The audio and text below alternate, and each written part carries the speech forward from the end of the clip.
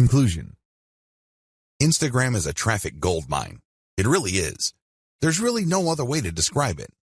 However, you need to follow the tips I mentioned here and customize them to fit your particular set of circumstances. If you were to do that, you can turbocharge your results with Instagram. The best part?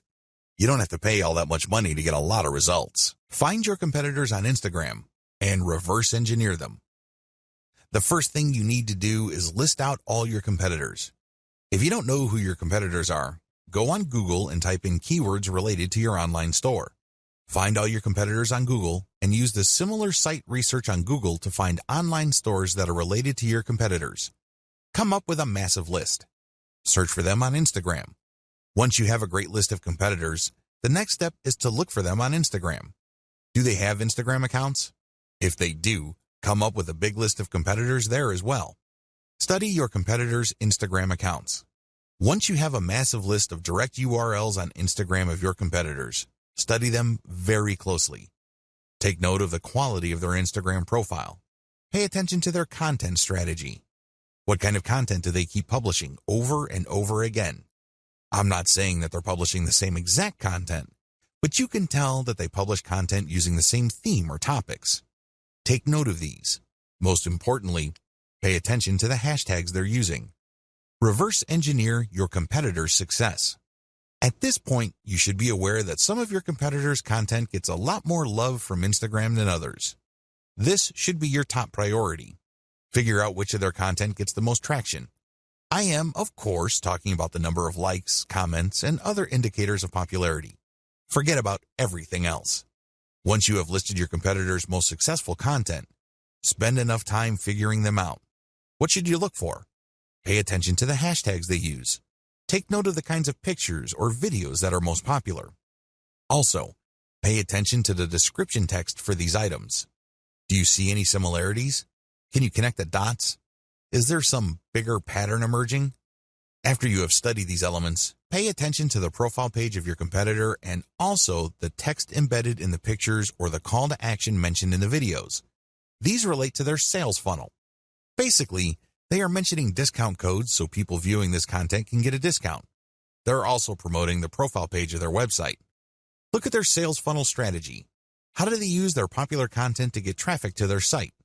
Next, how do they convert that traffic to their site into paying customers? Do they use discount codes?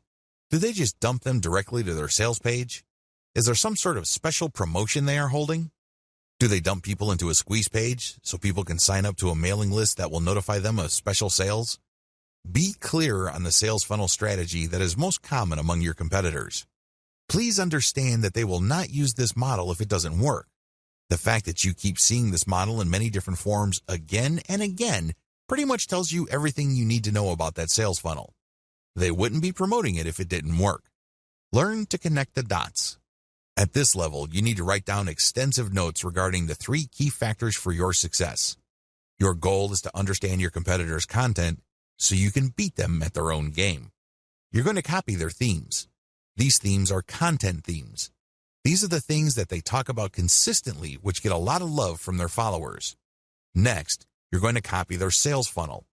There's a reason why the vast majority of your competitors have adopted pretty much the same sales funnel. There's no need for you to be a hero. There's no need for you to come up with something completely new. You just need to identify what works and build something similar. You need to build something that will improve on what your competitors have done. Next, you're going to pay attention to their content because you're going to come up with something better so you get a competitive advantage. These are the 3 strands that you need to put together for you to come out ahead of the competition on Instagram. Otherwise, you're just going to be sharing the same general stuff that they are sharing, and this is not going to help you. Seriously. Why? Well, you're not building a distinctive persona. You're just playing the game to be just another face in the crowd. At the back of their minds, your target audience members are saying to themselves, well, I can get the exact content from this brand's competitors. Why am I here? I'm not getting anything spectacularly different. The key here is to copy the same themes and the same sales funnels, but also to improve on them. In other words, you build on the strength, you leverage the strength of your competitors, but end up doing better than them because you address their weaknesses as well. You're going to be able to do this when you figure out their winning content themes, and then come up with your own higher quality content. Second, you figure out their most popular hashtags and you use those hashtags for your own content. Finally, you take note of their most common sales funnels and you optimize your own version so you can get better results. The bottom line here is pretty straightforward. There is no need to reinvent the wheel. Some of your competitors are already successful. Build on their success. Use reverse engineering to let your competitors do your homework for you. There's absolutely no need for you to start from scratch because, believe me, the trial and error that you have to go through that burns up a tremendous amount of your time, effort, and energy is just simply too expensive. Curate top-notch content and mix in your reverse-engineered content. Now that you have a clear idea of the themes of your competitors' most successful content, look for third-party content that non-competitors or lower-level competitors produce that meet these themes. When you do this, you're saving a lot of money. You obviously don't have to create this content. Instead, you're just simply sharing it. However, you're doing yourself a big favor because you are giving your target audience the kind of content they are looking for. You're giving them something to engage with that based on your research of your competitors, they already like. When you feature this content, you tend to attract the same types of audience as your competitors. Now, curation can only take you so far. You shouldn't build and maintain your Instagram account solely on curated content. You're being lazy when you do that. Instead, you use this content to draw and engage with your audience members. Next, you then come up with a short list of your competitors' very best content and you come up with your own version. This version has to be so much better that it's obvious. This is the key. This is what will put you over. Because remember, you're trying to build a persona. Up to this point, when you curate, the only persona you're building is that you're just part of the niche. Your brand is just another face in the crowd. You want to get over. You want to come up head and shoulders from the rest. How do you do this? You improve the best existing niche content you find on Instagram and you publish this as your own. By paying attention to video 4 and figuring out what is the hottest content in your niche, you then come up with your own version and then use this on your own feed. You rotate these along with the curated content that you are already publishing. How exactly do you improve on others' content? There are several ways you can improve the quality of content that you reverse engineer. Again, you're not copying and pasting here. You're not taking somebody's work and passing it off as your own. No, you're taking ideas so you can create your own original content, but you end up creating better content because you used one or a few or all of the following strategies. To improve content, you should do the following. Update. Offer an updated version of the content. If the hottest pictures your competitors are showing are grainy and obviously old, come up with an updated picture. You'd be surprised as to how viral your content can be. How come? Well, you are publishing something that is obviously up to date. Higher production quality. When you're publishing content, make sure that the quality values of the content are high. This means high resolution, crisp imagery, the colors are top-notch. Also, the composition has to be really good. You have to produce content that is so obviously superior to your competitors that your brand stands out. That is the standard you should aim for. Include more details. I can't even begin to tell you how many Instagram accounts out there just post a picture and hashtag, if that. That's all they do. I'm telling you, big, small, or medium-sized brands on Instagram that do this are leaving a lot of money on the table. You have to give more details because when you do this, you complete information gaps in the minds of your viewers. There's less mystery.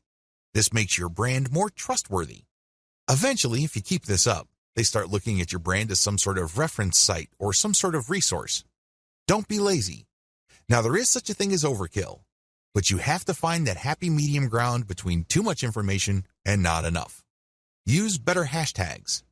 When you do your reverse engineering, you will notice that some tags get used a lot more, but unfortunately, they may be too general or they may be too broad. You might end up attracting the wrong kind of crowd. You have to play around with your hashtag selection until you reach a point where you can be sure that a more specific tag is pulling more traffic from Instagram or helping you gain more followers. Unfortunately, there is no black and white answer to this. This is one of those things that you just have to try out on a purely trial and error basis until you get it right. Come up with a better picture series. Believe it or not, when people like a picture on Instagram, a lot of them want to see more. They're not talking about pictures of the same subject or similar types of pictures. They're talking about pictures from the same series. It's not unusual for people to see a picture of a beautiful vacation location, and somebody just posted 2 pictures. People who see that vacation destination would love to see its surrounding areas. They would love to see what it looks like at night, low tide, high tide, you name it. The more angles your pictures present, the more engaged your community can become. Use a better influencer distribution network. After you've done Instagram marketing for a couple of weeks, you would quickly notice that some accounts on Instagram tend to get a lot more attention in your niche than others. You should not automatically run away from these people. You might be thinking that they are competitors. You might be thinking that they are out to get your slice of the pie. Stop thinking that way. Instead, start looking at them as allies. Obviously, they already did the heavy lifting of attracting the same audience that you're trying to attract. Engage with them and get them to pay attention to your feed, and they may possibly share some of your content. Now, you may be thinking to yourself that a lot of these accounts are in it for the money. That well may be true, but there are also a lot of hobbyist accounts out there. These are people who would voluntarily share content as long as they think it's good. Call your viewer to action. To get better results than your competitors, always include a call to action. With everything else being equal, if you have a competitor that just posts really gorgeous pictures and doesn't bother to call the viewer to action, you probably would get better results if you posted superior pictures with a call to action. Remember, the name of the game here is to figure out your competitor's strengths and build on them while at the same time taking advantage of their weaknesses. Profile link call to action must address content. Everything you do on Instagram must integrate with content. Like I mentioned earlier, if you're just going to get shout-outs and you're just going to post a lot of stuff on Instagram to get people to click on your homepage link, you're leaving a lot of money on the table. You really are. Why? You want to qualify that traffic so that that traffic eventually converts into sales. How do you do that? Well, one of the most basic ways to do this is to link your profile link to an internal page. That's right. You don't link it to your homepage. People landing on your own page might not know what to do. They're more likely to click the back button. Instead, when you feature a consumer guide or some sort of list article that clues people in on the common questions regarding your niche, you can build credibility. You are also answering questions. You are also answering needs. This increases the likelihood that the person that you get to click onto that page will keep clicking internal links because they think that you are an authority.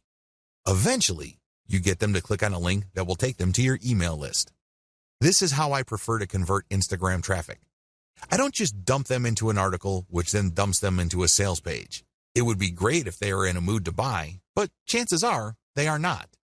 The better approach is to get them on your mailing list and let your mailing list, by sending content and other information, do the heavy lifting of eventually converting your list members into paying customers. That's how the game is played. If you don't follow the tips above, chances are your content is just going to remain flat. It's not going to register with your target audience members. Adopt a content-first sales funnel. By content first, what I mean is that your sales strategy must turn on content. In other words, you use quality content to qualify the traffic you get from Instagram so they are more likely to become paying customers. This is crucial because a lot of marketers on Instagram use it as a traffic pump. That's all it is to them. It's just a place where they can get clicks. And if those clicks do not turn into buyers, no big deal. There's more where that came from. That's their attitude. Well, the problem with that strategy is that you burn through a tremendous amount of traffic before you can get a sale. What if I told you that you can pull less traffic, but actually make more money with a lower volume of traffic? This happens all the time. This is not theory. This is not speculation. This happens all the time. How? Using content to qualify your traffic. Make no mistake, Instagram and successful social media marketing turn on content marketing. You can't just pull traffic from all these places and expect that traffic to convert. That traffic must trust you. Those are real people. They must be made to feel that they know and like your brand enough for them to trust it. Unfortunately, that's not going to happen instantly. It has to go through a sequence of content. Make no mistake, raw traffic doesn't convert at a high enough return on investment.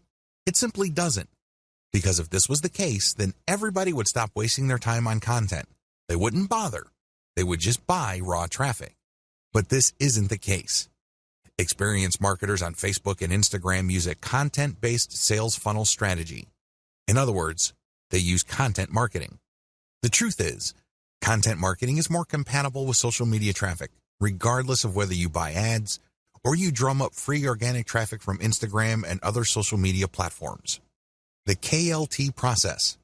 Let me ask you, when was the last time you bought something from a complete and total stranger? That's right. This person just came up to you on the street and tried to sell you stuff. I'm willing to guess that this happens once in a blue moon. If you're like most people, this probably has never happened. Well, you're absolutely normal if that's your mindset. Why? Most people buy from people they think they know and trust. That's the bottom line. That is the bedrock of any kind of sales. I don't care whether it's done online or offline. It doesn't matter whether a small company or a big company is doing it. It's all about trust. When you use a content-based sales funnel strategy for Instagram, you build trust. This requires multiple pages. I wish I could tell you that you just need 2 pages to pull this off. I wish I could tell you that you just need to get people to a general consumer guide and then they would reliably click through to the sales page and they would buy stuff. That's wishful thinking. Now, don't get me wrong, this happens from time to time.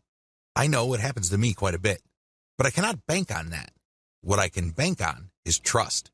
How? When people from Instagram find their way to my website, they land on a consumer page that addresses their needs. They're looking for answers. They're looking for solutions. So they get all this information and then they can click through for more finely tuned, more efficient, or better value solutions. When you do this, you build credibility and authority. You also control the conversation. You then offer them a freebie to join your mailing list.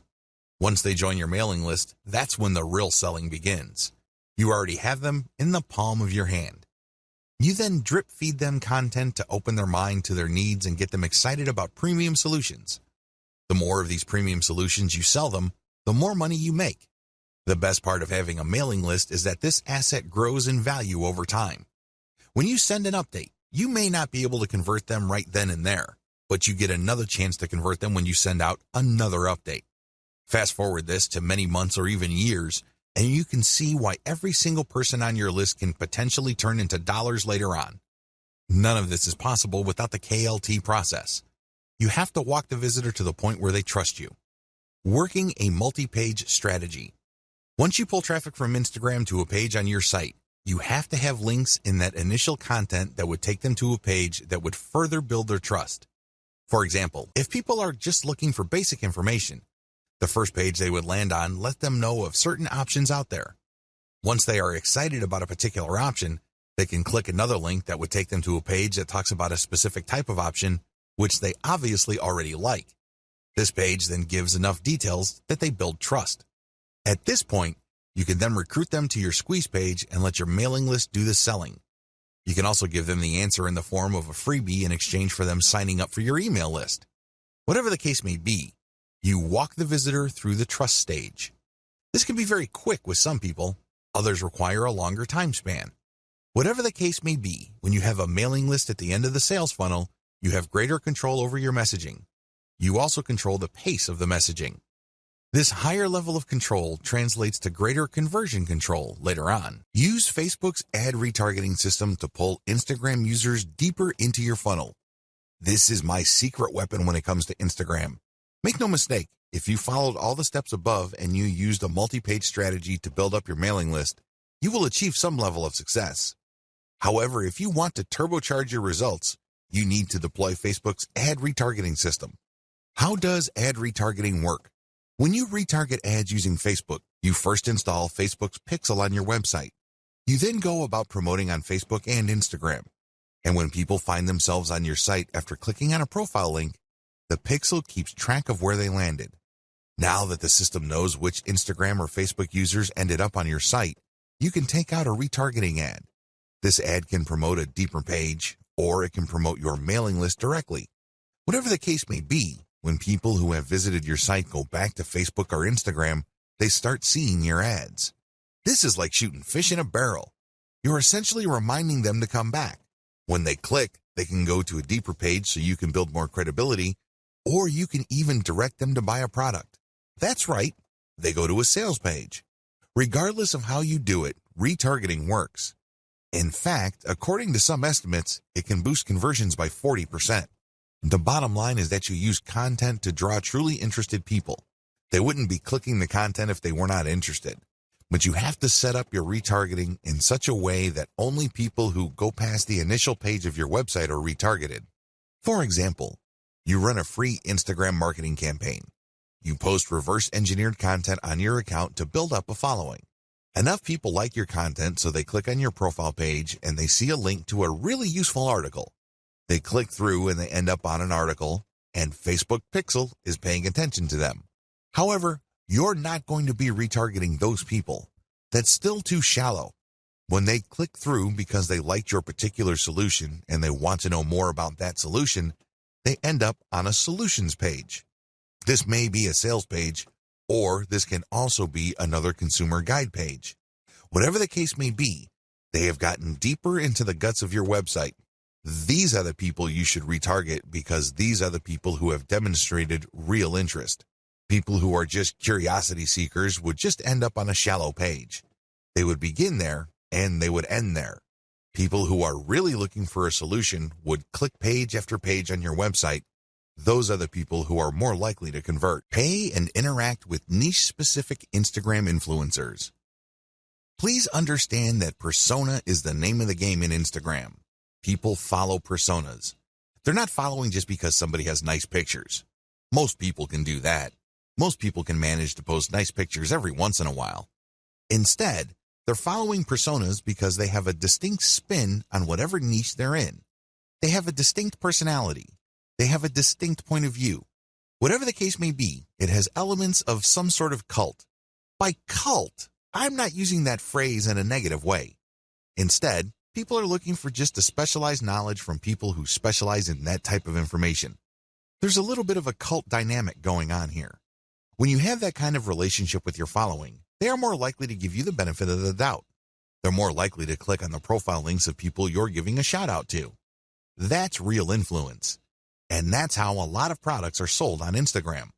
For example, if you follow somebody who you can count on to publish the very best pictures on luxury watches that he or she actually wears, chances are you would sit up and pay attention when this person posts a picture of a really nice-looking big brand watch with the message 40% off on it. That would get your attention. You would then click on the link of the account that the person is shouting out to, or you can even type in the domain name or URL they mention and type in your discount code. That's how influence works. It's all about this cult of personality. Beware of fake influencers. Unfortunately, when word came out that online stores were paying good money to Instagram influencers for product placements and shoutouts, a lot of shady marketers started building fake accounts. Just how fake are these accounts?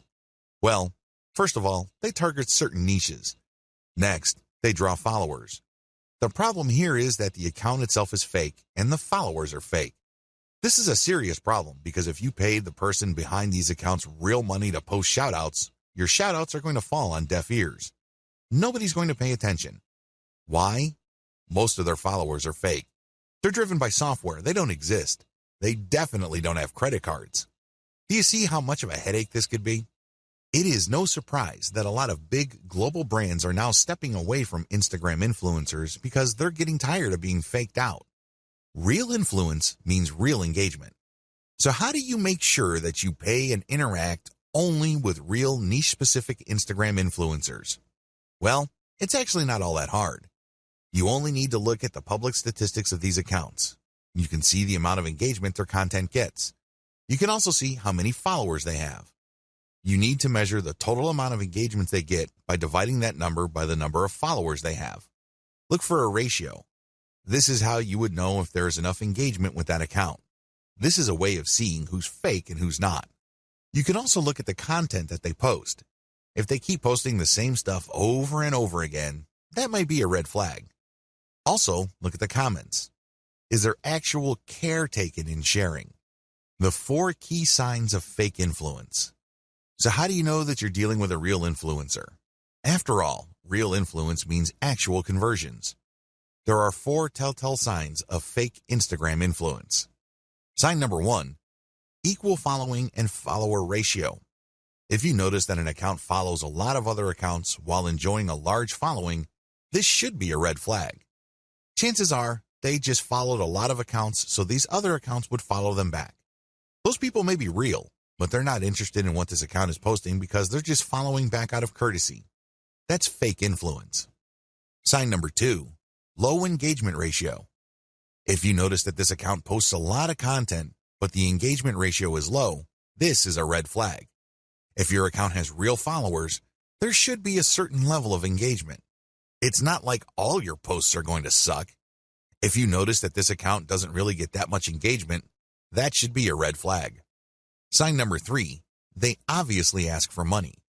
If it's obvious from the profile description of the niche-specific account you're trying to buy shoutouts from that they take payments, you might want to pay attention.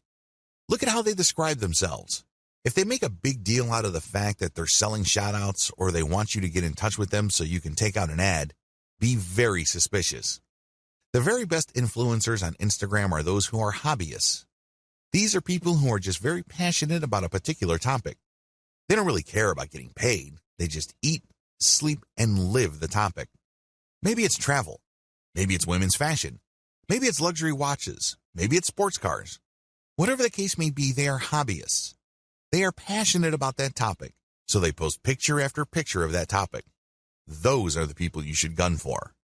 Be very suspicious of people who are all about the dollars because there's a strong chance that they put up their account just so they can get shoutout and other influencer ad revenue.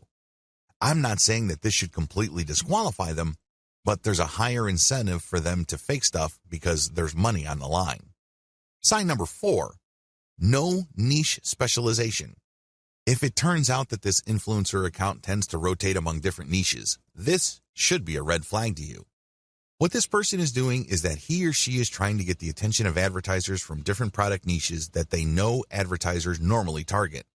This person doesn't really have a focus.